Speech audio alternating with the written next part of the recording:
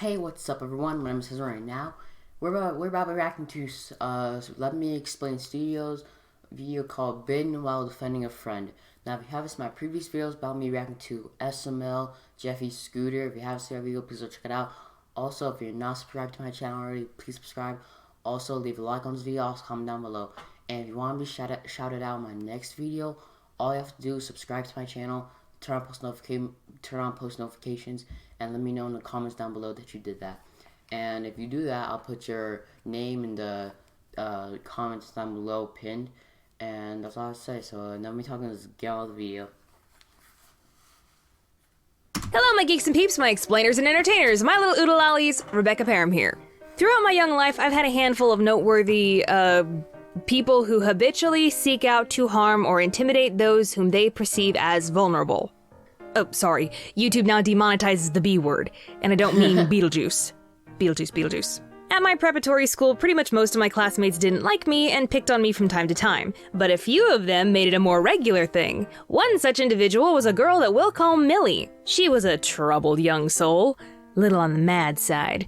Had difficulty understanding why people got upset when she punched them. Aw, come on, we were just having fun. To be fair, I wasn't her only target. She was an equal opportunity irritant. She tormented girls, boys, big kids, small kids, kids that climb on rocks, everyone. Dexter. And she did everything from cheap insults to stealing to physical violence. When you're young, adults tell you to stand up to kids like her, defend the innocent, be a hero, do the right thing. What they don't tell you is that sometimes doing the right thing still gets you in trouble. Millie, I know you're probably out there growing up in a better person, but I'm using you as an example. On with the show. It was 6th grade when Millie and I had our little incident. That year we had gotten a brand new kid we'll call Greg. Greg was a troubled soul too. He had a very poor family life, all of the kids in the class relentlessly picked on him, and he often retaliated not with his words, but his fist. He hated everyone and everyone hated him. Well, except me. Seeing how he was a fellow social outcast, I couldn't bring myself to be mean to him. And in turn, he was never mean to me. You could even say we were friendly for a while. Now at this tiny school, we didn't have a cafeteria, we all ate in the gym. So one lunchtime, Greg and I were sitting on the bleachers eating and talking. Now when Greg wasn't pummeling the kids who made fun of him, he kept a journal. Probably should have been his first choice for emotional expression, but hey, I'm no psychologist. And this day, he had his journal sitting out next to him on the bleachers. As we talked, Millie came over. You remember her. Not her. She stood there chatting with us until she spied Greg's journal. Oh gosh. Ooh, what's this? Burn it. Don't touch Just it, it's my burn it. journal. A journal? Come on, let's see it. In a flash, Millie snatched the book out of his hands and ran off with it. Greg gave chase, and to escape him, Millie ran into the girls' locker room. By the time I caught up with the two, Greg was standing just outside the locker room, Millie was standing just inside with the door open, and she was reading from his journal out loud to the other girls inside, knowing full well he couldn't go in to stop her. And remember, Greg was a troubled kid. There might have been some really heavy stuff in that journal that she was about to spill everywhere. That's why you don't write your deepest secrets on a book or anything. I don't know why people do that. Because if someone has it or reads it, then you're screwed. I saw all of this unfolding in front of me, and I knew I had to do something. This was not right. Time to stand up, as the adults say. So I ran into the locker room and began tussling with Millie for the journal. No one was getting hurt, mind you, just a lot of pulling and shuffling. But tug of war quickly escalated into war. Give you 3 guesses who took it too far. We struggled for about 10 seconds before it happened.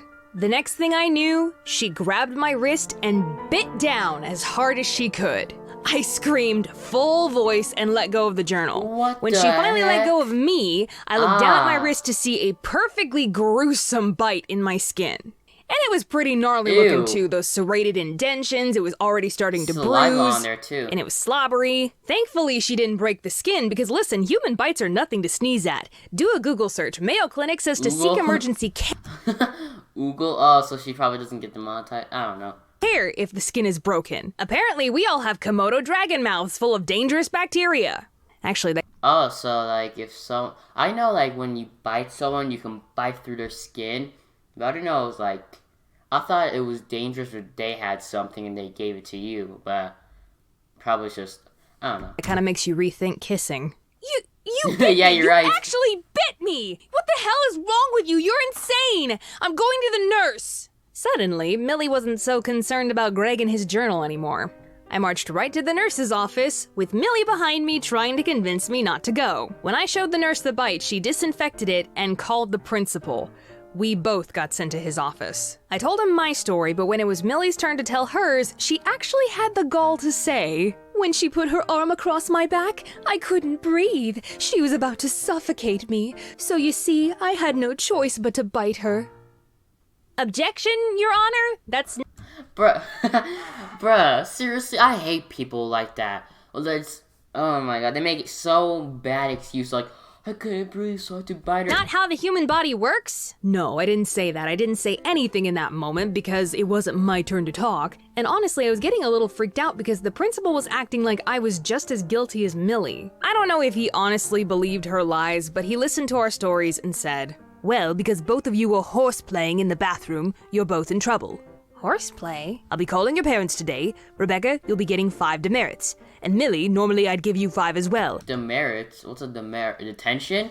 But because this is the second time I've seen you in my office this year, Suspension. you'll be getting 10. Or, what's a demerit? Detention? I have several objections. Let's get this straight. My crime, my punishable offense, was getting bitten while defending another kid.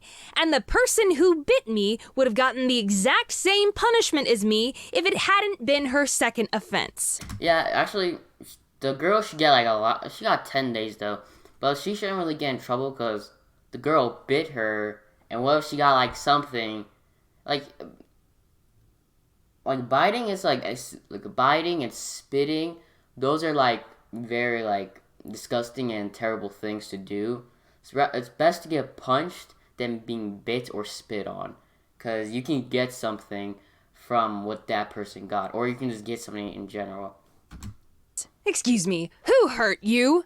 Yeah, sure, maybe I could have politely asked the little sadist for the journal back, like she'd actually give it back. But I don't care who you are. There is a very big difference between tug of war to get stolen property back and a full-blown bite that could have potentially ended in a hospital trip. Lord help us, Becca's angry. Even as outrageous as it all was, I was beside myself. All I could think about in that moment was that I was in trouble. I was supposed to be the good kid, the peacekeeper, the clean record. 5 demerits and he's calling my parents? They only do that for the bad kids.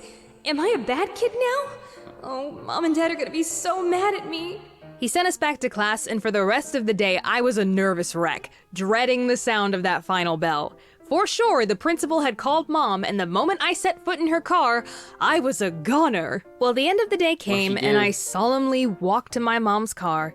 It felt like I was walking to my own execution. I got in and silently awaited my fate. Hey, sweetie, we're gonna be here a little bit longer. We're waiting on your sister to get out of basketball practice. Huh? That's it? That's it? Yeah, No that's it. screaming, no lecture, no punishment? She's not even gonna bring it up? I was a tad confused. Wait a minute. She didn't get a call from the principal. She doesn't know what happened. Well, that's not right. She needs to know. Or I got this bite on my arm for nothing. Look what Millie did to me. Oh, hell no.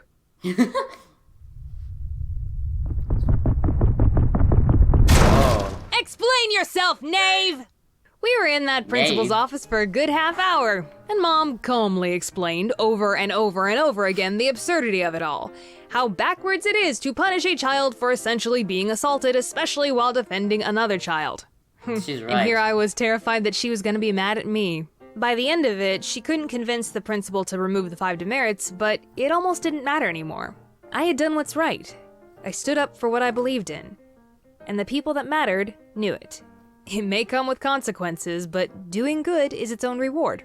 And after that day, Millie backed off, and rarely bothered me or Greg ever again. Just goes to show what can come from one act of bravery. That's good. Hey Oodalollies, Editor Becca here again. I hope you're all doing okay during this strange time. But I wanted to show you what the creatoring team and I have been working on. I'm really excited about this. Wait, we have a new Witch of the Woods themed collection out available to talking about her merch. Okay, dang, bro. Matt, that has to hurt, bro. Getting bit like on full force, that like hurts a lot. I'm pretty sure. I don't know what to say. That's gross how the saliva's on your. I don't know, bro. So that was the video, guys. I hope you guys enjoyed. If you did, please like, comment, and subscribe. Okay, bye, everyone.